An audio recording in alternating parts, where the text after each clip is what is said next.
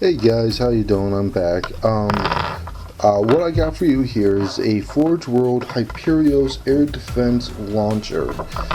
Um, it was something I ran into at Adepticon. Was a bunch of flyers, and since I play Space Wolves, they do not have the flak missile to kind of shoot down flyers to make it somewhat of an even game. So I kind of decided to spend a little bit of cash and pick up 3 of these. Now, what it is let me just kind of throw it together real quick here. This is only but a dry fitting, so please don't judge too harshly. So what it is really is just rocket launchers.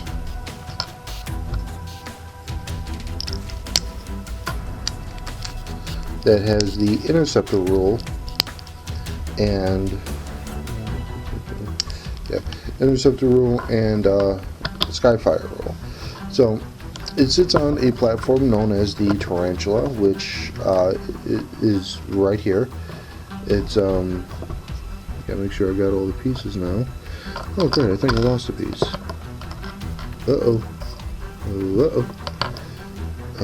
Oh wait, here it is. It's underneath the camera. So, what this is, it's just a base stand, and that's about it. So, I mean, it goes together slightly like this. Now again, guys, this is just a dry fit, so please don't judge too harshly.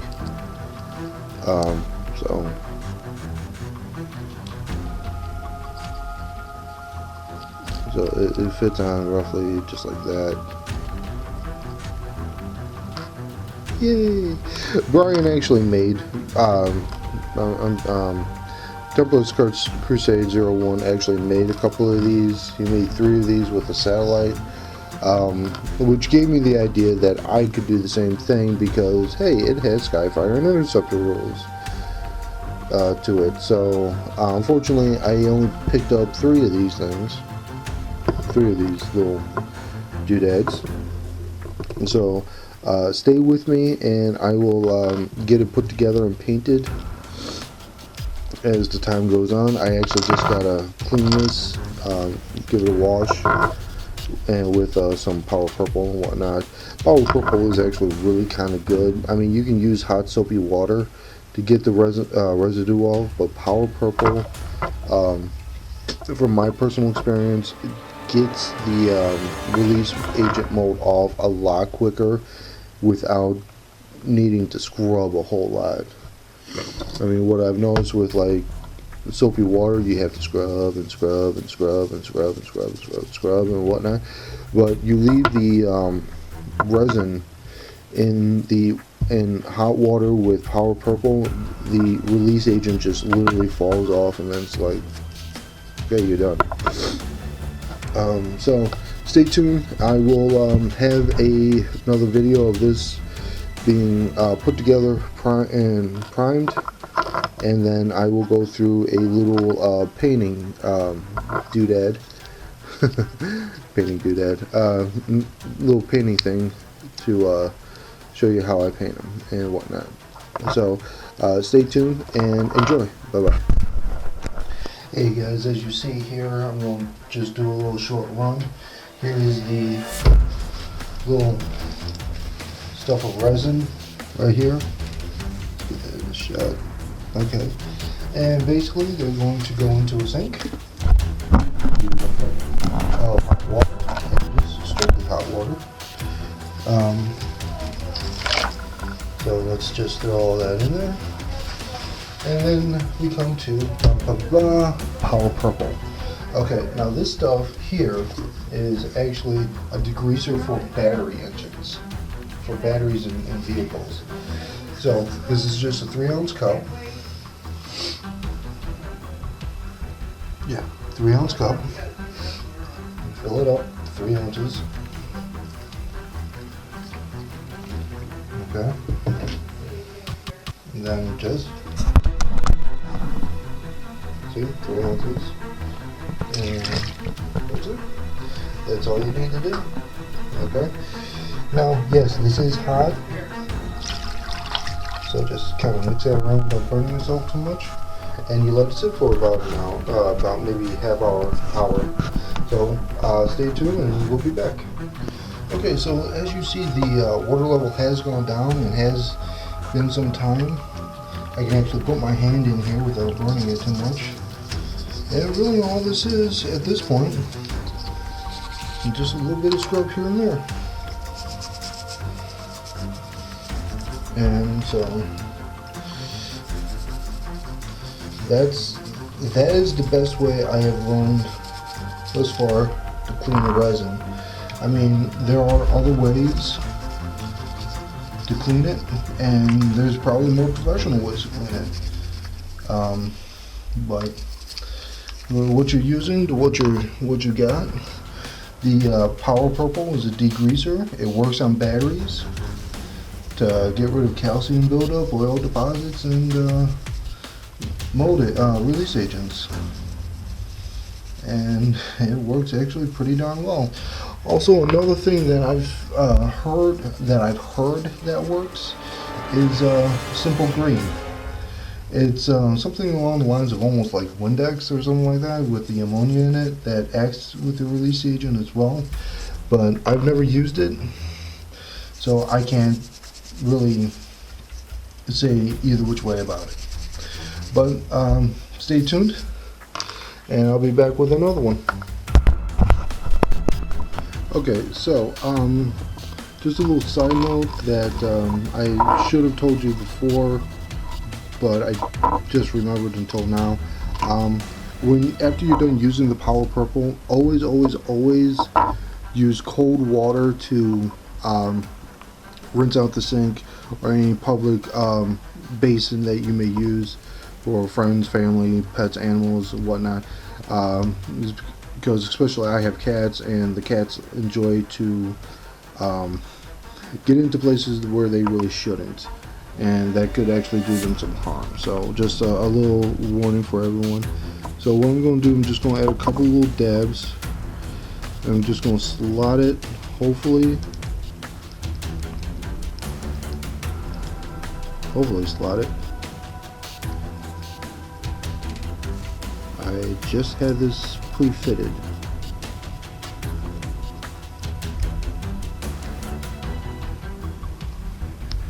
There we go. Slide it right in there.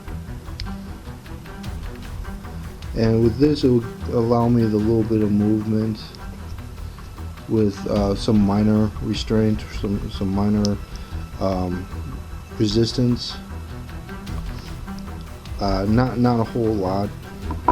So doing it to the other side again, just a couple, literally a dab will do you. So fitting that in right there. So that way it's now locked, but I still have my free kind of movement a little bit. So now that that's there, we'll just put on the little missile pods. And always after you do this, please make sure your resin is at least semi-dry. You don't want to put the super glue on and then try to have resin hold with super glue. It may work, and then again it may not. So let me make sure I put this on right. So there's the top part right there. So but also I do actually, I think I just lost it. Okay.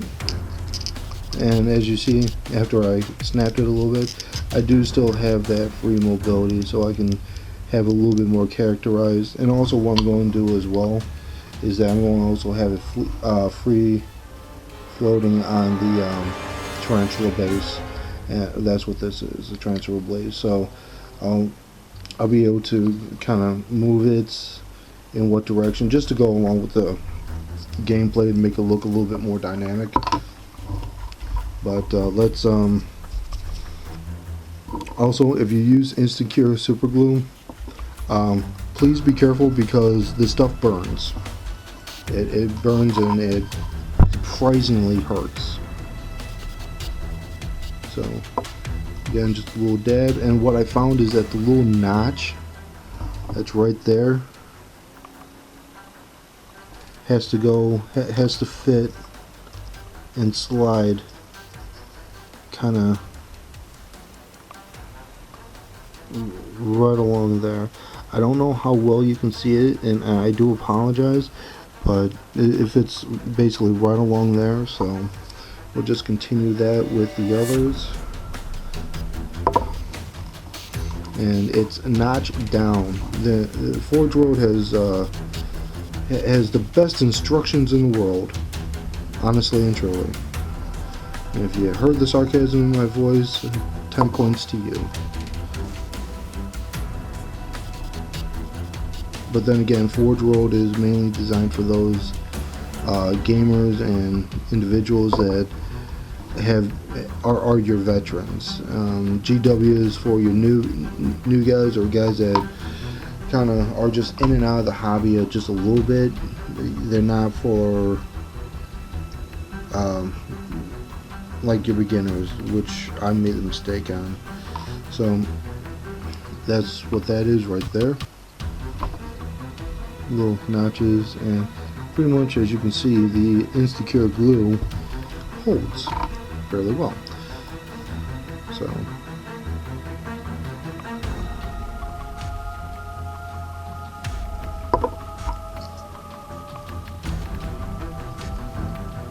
just hold that like that for just brief moments.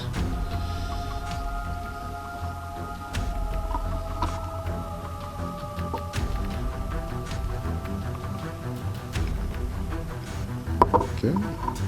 And again, I mean, it doesn't hurt to actually,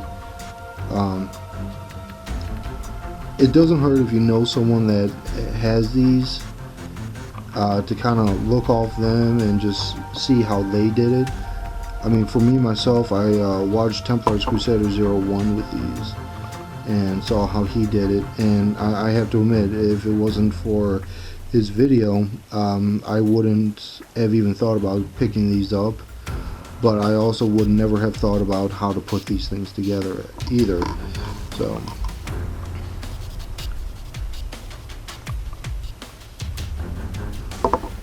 and that's that.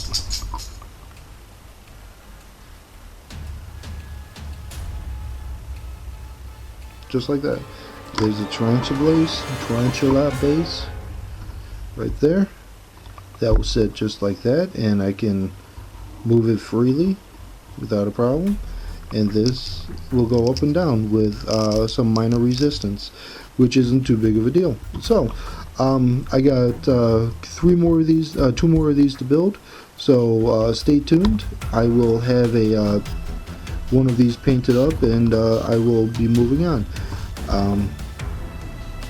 I was actually going to attempt to try to get the satellite to make sure that every one of these kind of split fire, but yeah, it didn't really work, unfortunately. So thank you, Forge World, for messing up that order, but I digress. Have a good day, everybody, and bye bye.